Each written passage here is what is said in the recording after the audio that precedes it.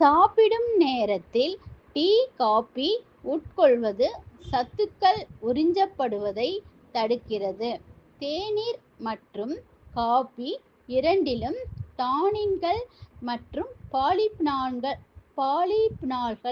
போன்ற கலவைகள் உள்ளன.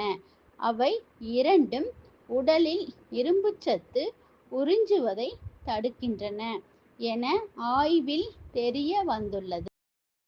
ஆஸ்பிரின் மற்றும் இப்யூபுரூஃபன் போன்ற சில மருந்துகளின் வழக்கமான பயன்பாடும் இரும்புச்சத்து குறைபாடு வர காரணமாக அமையும்.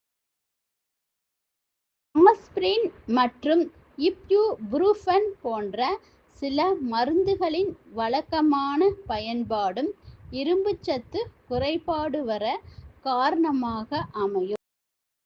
இரும்புச்சத்து குறைபாடு ஏற்பட நமது சில பழக்கங்களும் காரணமாக அமைகிறது.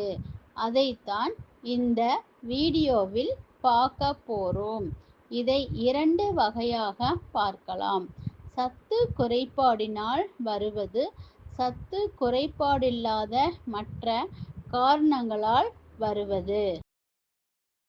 சைவ உணவு உண்பவர்கள் பெரும்பாலும் உணவு கட்டுப்பாடுகளின் விளைவாக இரும்புச்சத்து குறைபாட்டால் பாதிக்கப்படுகின்றனர்.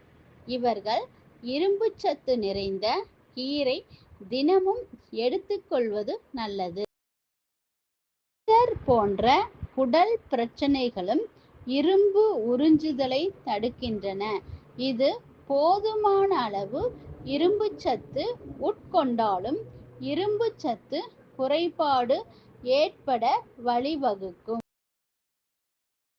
அடிக்கடி இரத்த தானம் செய்வதால் இரத்த தானம் செய்பவர்களுக்கு இரும்புச்சத்து குறைவு ஏற்பட வாய்ப்புகள் இருக்கிறது.